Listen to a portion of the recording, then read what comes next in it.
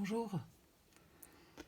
Alors, je voulais aujourd'hui partir du point qui était la carte qui terminait le tirage d'hier. Et de ce point, euh, partir sur une ouverture vers les dimensions comme point de départ vers les volumes qui nous entourent et, et, et plus. Euh, alors là, l'idée était de partir sur la troisième dimension et voir dans quelle mesure la logique nous amène à transpercer nos perceptions et à dépasser et aller au-delà de ce que le point peut nous amener à aller découvrir.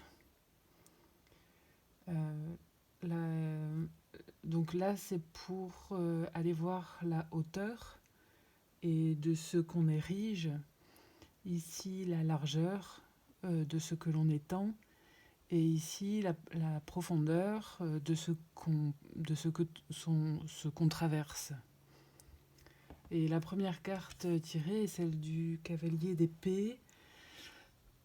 Dans ce que l'on érige, il y a une idée de l'action poussée au bout de ses capacités, une volonté, et il a l'air de partir à la conquête.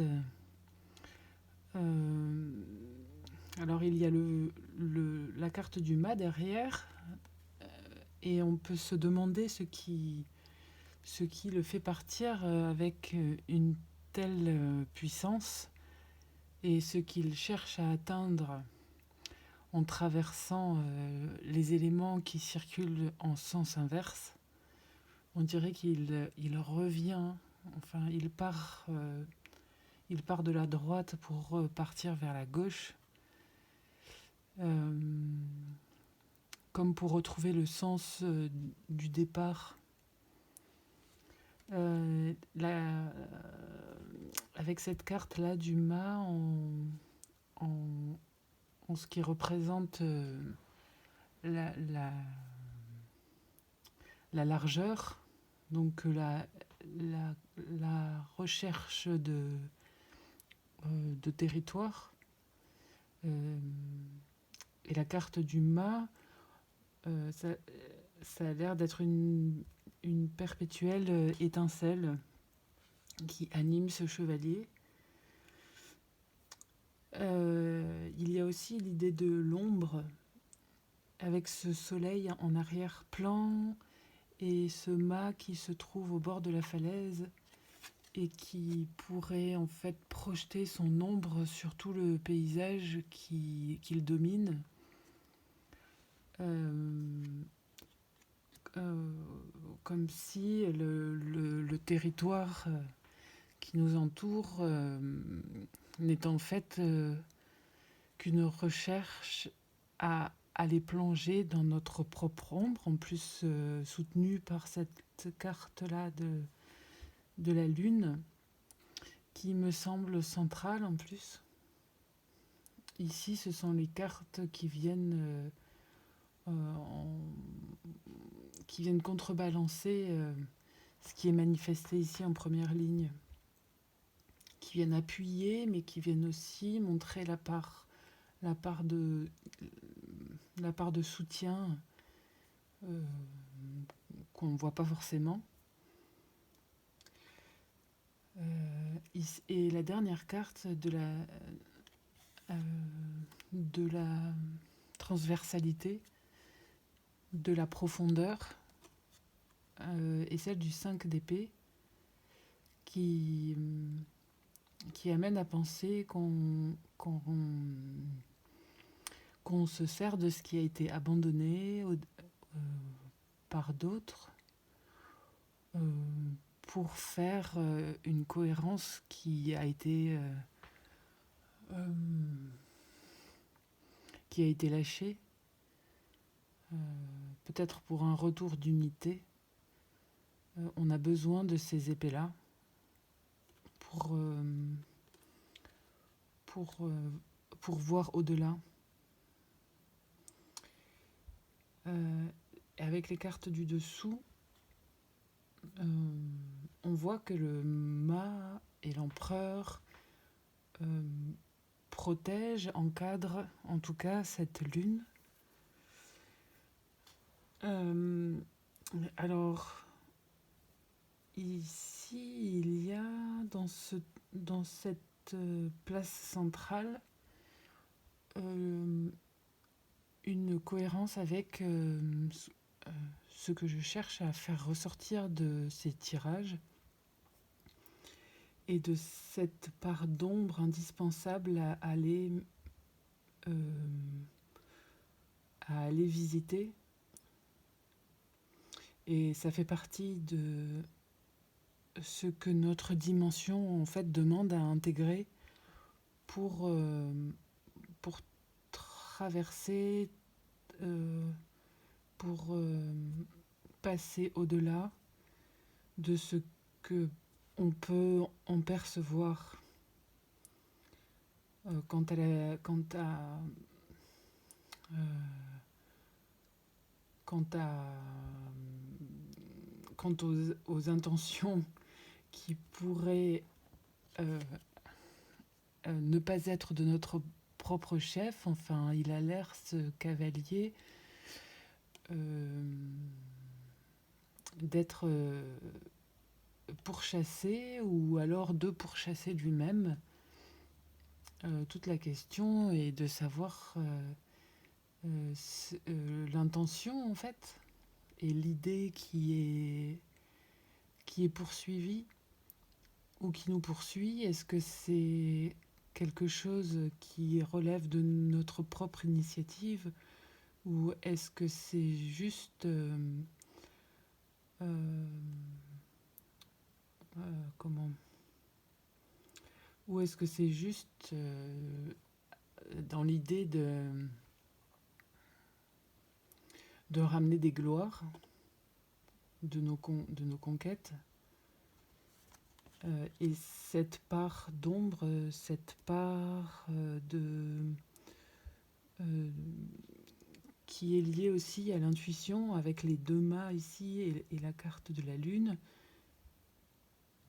qui nous oblige à prendre en considération cette part euh, qui dirige en fait euh, nos actions.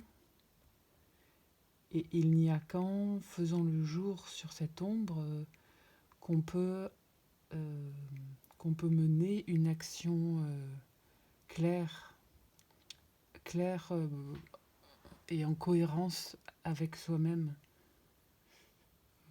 pour une recherche d'unité et pas de séparation d'avec le reste. Donc c'est toujours dans cette visée que ce tirage aussi s'intègre. Et il y a ici la carte 6 du coucou qui montre cette idée aussi de rechercher la cohérence, une colonne de direction claire, même si... Alors apparemment le coucou va pondre ses œufs dans des nids et laisse au bon soin du propriétaire la responsabilité de sa progéniture. Du coup, qu'est-ce qu'il advient de cette progéniture qu'est-ce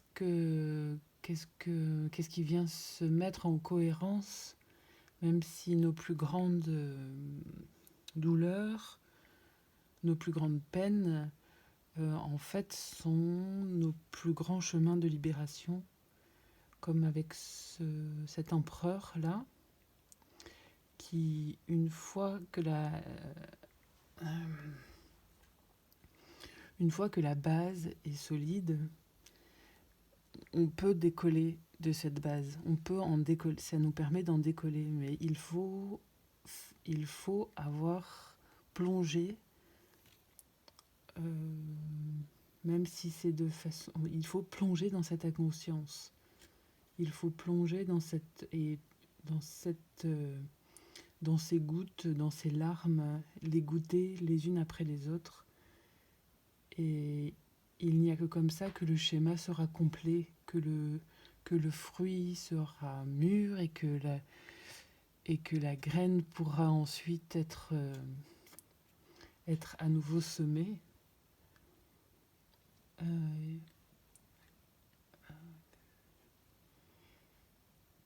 Et dans ce 6,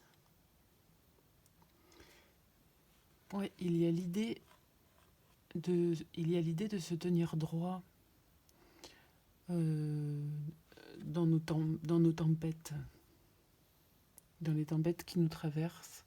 Ça me rappelle le tirage d'hier.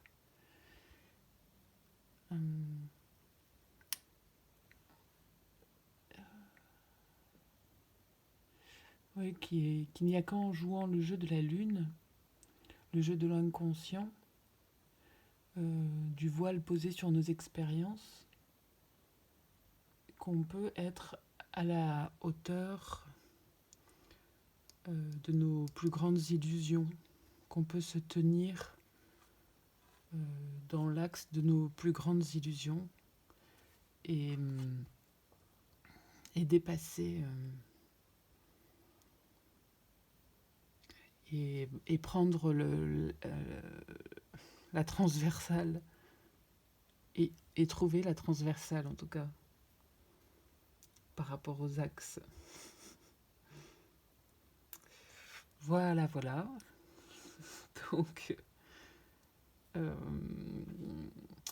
Donc ce qui se profile continue à se dévoiler au fur et à mesure. Et même si ça reste super compliqué de dégager la logique de toutes ces étapes, ou alors même que ça a l'air de se répéter, je vais continuer à explorer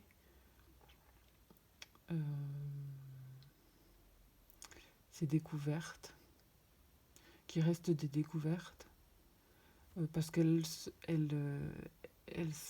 coordonnent avec une logique terre à terre qu'on a besoin en fait, moi que j'ai besoin de voir mettre en cohérence alors avec les cartes ici, mais que j'ai besoin aussi au quotidien de coordonner un peu à chaque fois tous les jours. À bientôt.